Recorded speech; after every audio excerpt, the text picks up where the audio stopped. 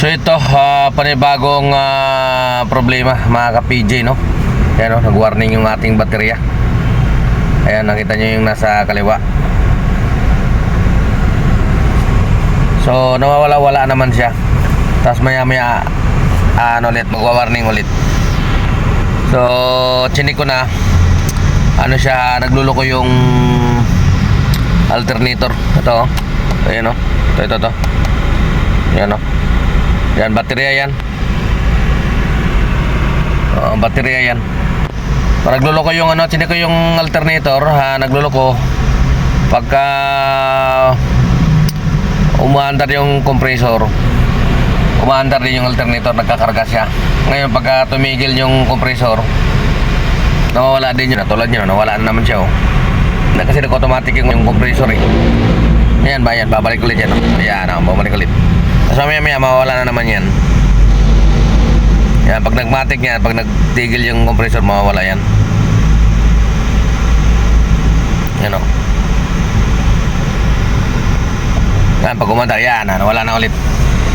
So parang nagluloko yung ating alternator. Baka hindi ko sure, pero base sa experience ko, ano yan, carbon brush. Try ko ipa-check mamaya sa tropa. Ay nako, bahala na naman yung ating biyahe.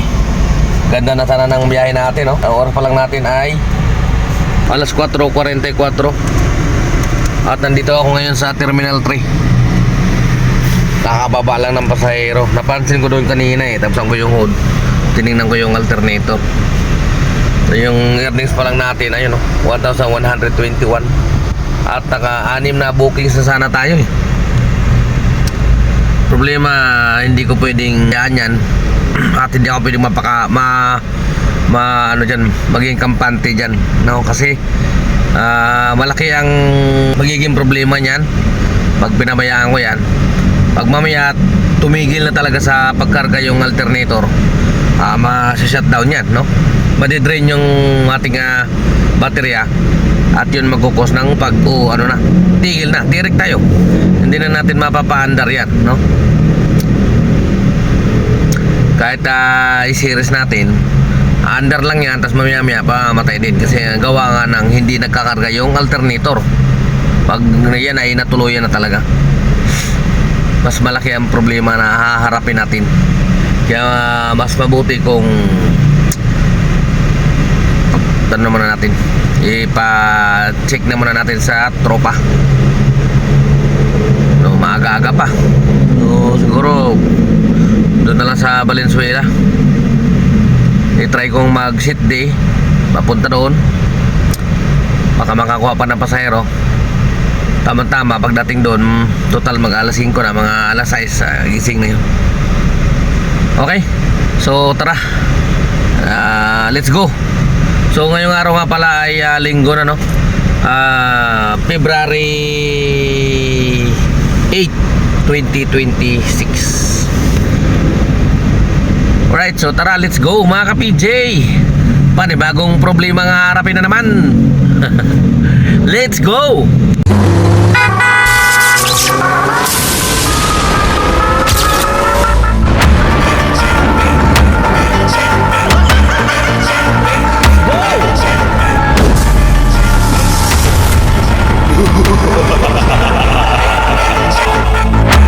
So ayan guys, touchdown tayo dito sa sa may PUP.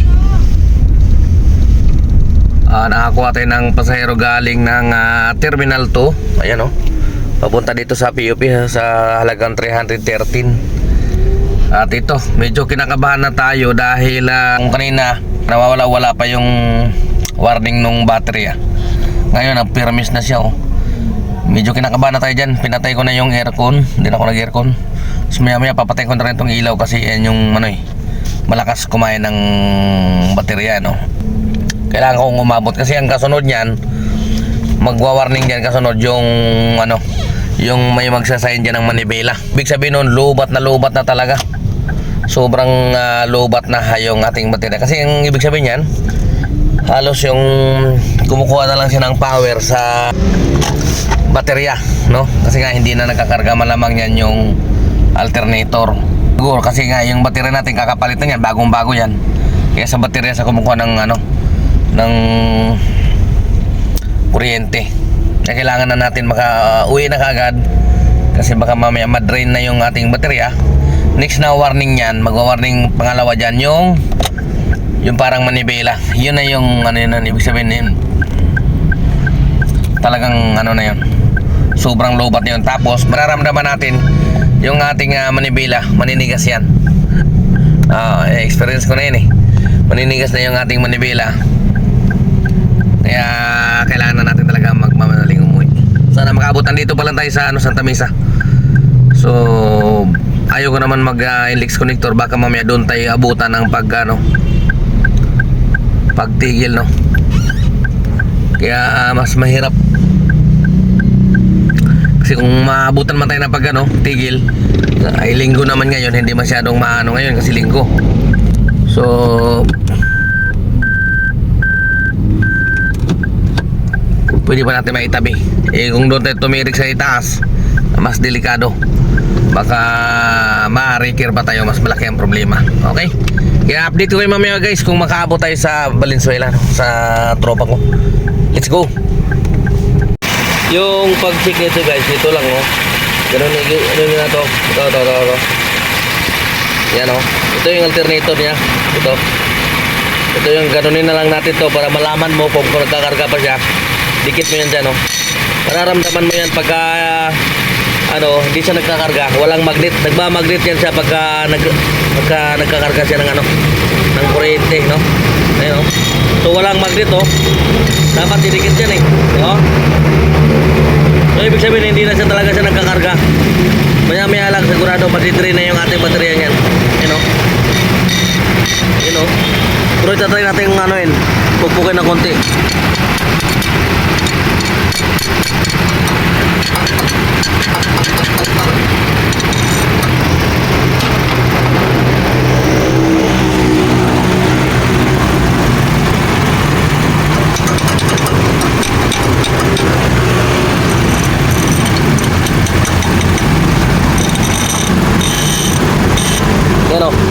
Yan nagmagnet siya ulit. Yan. Nagmagnet siya ulit. Parang inihigop siya ulit kasi kinatok natin Yan, pwede nyo gawin yan pag ayaw magkarga. Try nyo rin katukin katulad nung ginagawa ko. Unti-unti lang. Yan, magnet na Yan, nagkakarga na ulit yan. Makikita natin na nawala na yung sign ulit ng baterya. Try natin tingnan.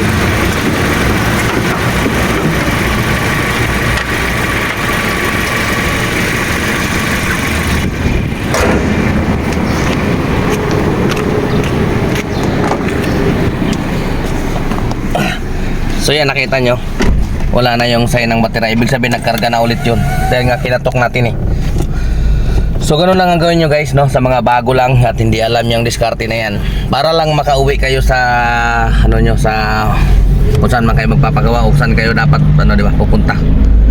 Ganun lang ang gawin nyo. Pag ayaw magkarga, try nyo katukin yan kasi carbon nga lang yan siya, no? Hindi na umaabot doon yung carbon, masyado ng maiksi.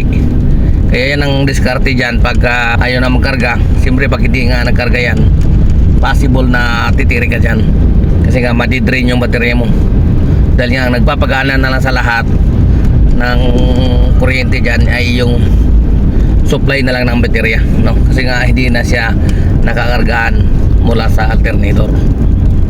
So yun lang yung tinuro ko sa inyo, yun yung alternator. Okay, sana meron kayong natutunan sa mga bago lang, no? Pero siyempre doon sa mga matatagal na kabisado na yun, alam na yan, no? Para lang ito sa mga bago lang.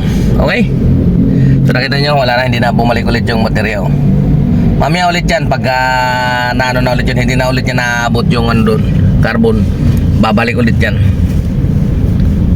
Hindi naman ako nag-aircon kasi yung aircon malakas din sa sa kuryente. Kaya pinatay ko na muna para umabot natin sa Valenzuela. Okay, so mamaya lang ulit update ko kayo. Tapos yung update tayo sa ating earnings Nadagdagan tayo dahil nga nakakuha tayo ng pasahero. 7 booking na rin tayo. Nakakuha tayo ng pasahero ng Terminal 2 eh.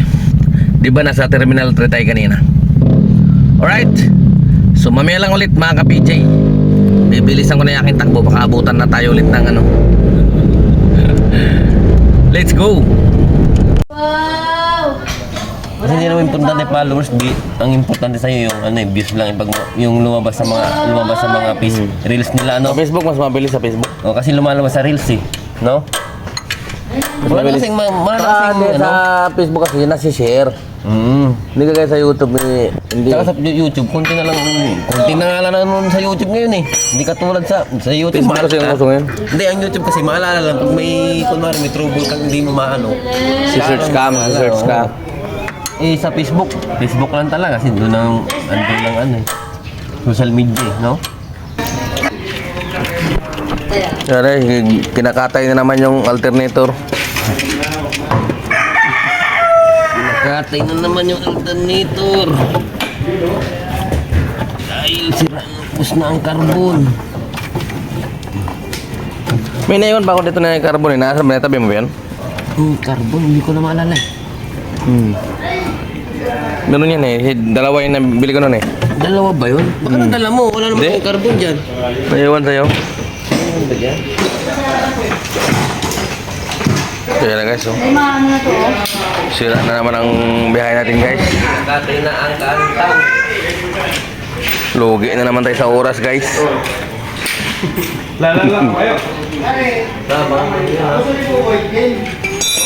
May viewers pa kami guys, oh. Pato.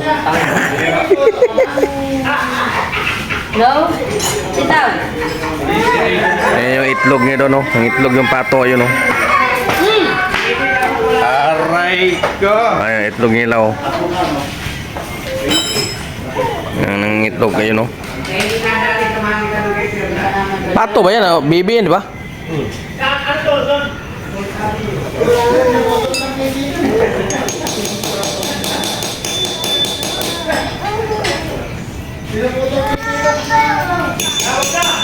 Lupod na naman siya. Manipis na po ang carbon. Ito na guys, yung ating ano, Carbonara. carbon, wala na. Ayan, hindi na umaabot, oh. Carbonara? Oh, ayun, oh. Carbon, wala na? Love, Papa! Wala yung carbon. Hindi na siya umaabot kaya siya tumitigil. Carbon brush. Dalawa din pala ito, no?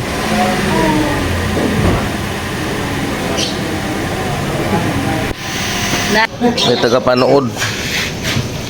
May ano pa, papaswerte. Para suswertehin daw yung ano, oh, bumaba pa, nahiya. Wala na, hindi mo na kaya, oh. Pero pang ano, pampaswerte, oh. Para daw tumagal ang buhay ng ano, alternator.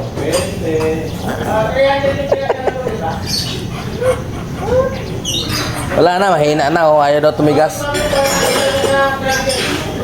Wala na magrubas. Magano nga muna. Rubas, extreme.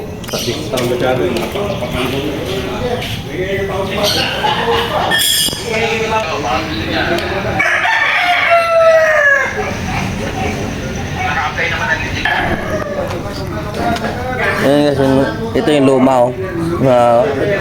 Ito yung bago. Hindi sabihin, hindi na umaabot yan. Ayun. Nalala tong isa, mas maiksi tong isa. Oh. Hindi na umaabot, wala nang nararamdaman. Ay, itong good pa to. So, bali, ito lang ang papalitan nun. Ganon, carbon brush. Kaya pag ano, ganyan ang nangyayari sa inyo. Yan. Basta itong carbon brush, pinaka mababa nito, 50 pesos lang isa. Ano eh, kasi pumunta pa tayo doon, ganun din. Oo. Mabala pa. Aba, Ano yan? ito. Nandito naman po. Dito na. Ano mga... Bebe ka ba ngayon? Oh, nagbiyahe nga ako. Umuwi lang ako eh. Ibig sabihin... Kanina pa ako dyan. Nakapapala. Wala, sa bahay na. Tulog na nga lang ako eh. Dahil pala yun natin pa kanina pa. Kaya hindi naman makakompi sa kanila si Boss eh. Ha?